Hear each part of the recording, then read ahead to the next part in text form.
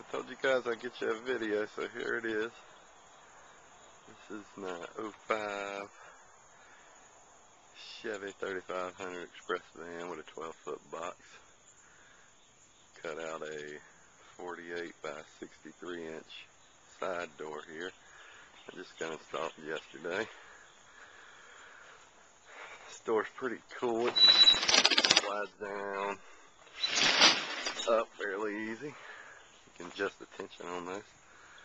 Here's my brand new El Diablo truck mount. Got my, what's called a hydro well 100-gallon fresh tank with chemical storage. One cool thing about this combination is I have disconnected the water box. I've ran a supply line from the water inlet here. Goes all the way back through up into the water well. So I've altogether bypassed my water box. The really cool thing about this is it fills it up from the front of the machine, but when this tank gets full, there's a float valve in there that shuts off the water so it doesn't overflow. Had that happen many times. There's that fresh line coming in, and here's my water coming out. It goes straight to the machine. I've also plumbed the waste tank valve here through the floor. So one problem I used to have with my old machine was, you know, the 2-inch hose comes off and you got a daggone mess inside your truck. This way it just goes right through to the bottom of the floor here, so I can hook in there and not make a mess anymore. I mounted my kerosene heater right here, or my kerosene fuel tank right here, inside the machine, so it's easy access to get in and out. Got my solution hose and vacuum hose mounted here on this side.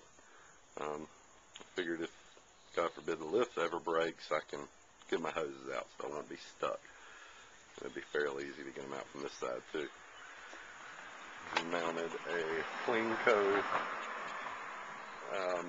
sprayer holder right there beside the door, so it's easy to get in and out of the truck.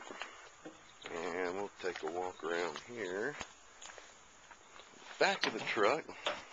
If I can pan out enough, but if you see right there is about a 5x5 empty area, so plenty of room to get fans, dehumidifiers, whatever I need for a water restoration job, or rugs or whatnot.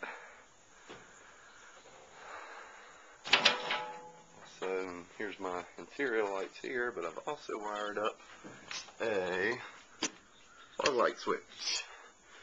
So if you're working at nighttime, you need some light, I got it here on the back of the truck. Thinking about putting one over by the side door too, but haven't done it yet. Then we have this side of the El Diablo. Figured I'd mount it in this way instead of on the left side. This will make easy of repairs. Wanted to put it over on this side of the wall, but then the machine would be turned around and just be a little cramped, so I figured this was the best side here. Another thing I like about these kerosene heaters on these El Diablos is they got quick connects. So you just unplug them. It's got a little handle there on the side. You carry it over to the tank. That way, if you can't get parked close to it, and you can still get gas. Here's the generator on the side of the El Diablo. I thought I had 2 outlets, but I only got one because the machine's plugged in to one, and got Master Blend told me it uses about 500 watts in this 2,000 watt generator, so I can get about 10 amps of usage out of here, which would be nice for the blower to keep the air movement going in the truck while the machine's running, because this sucker gets hot. And let's see here. Oh, here's the plumbing here. You can see where I just took the connections off of the water box there. And let's see here.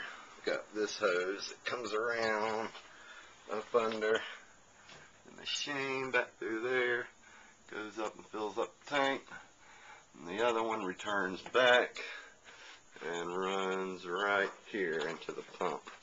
So this makes it so I don't have to use any type of fresh water pump, which is real good because I've bought many of those.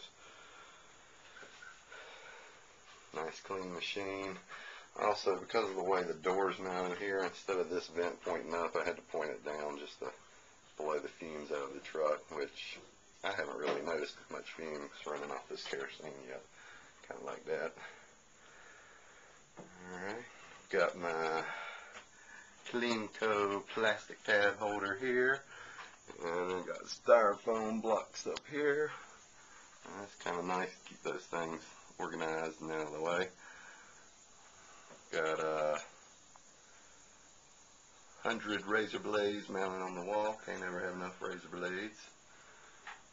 Got my chemical shelf with enough space under it for a spotting kit, a couple extra bottles, and toolbox. Got my wrenches over here. Can't ever have too many tools for onboard repairs. My upholstery tool mounted over here on the side.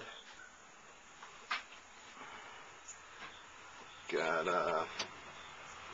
let's see here, extra storage in this shelf here. Got my iron, some rope, an extra 50 length hose, a couple chemicals I don't use too often.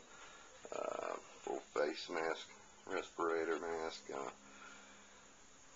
dry upholstery tool, little heater. Winter's on its way, boys. Get ready. And got a little extra space over here in case of flex on the ground here. An extra water hose, watering can for the OSR. These were cool. I found these at Home Depot. They're like telescopic, whatever you want to call it, hangers. And these things will turn 360 degrees around, and they'll go up and down about twice the length that you see them there. And I got 3 of those hung.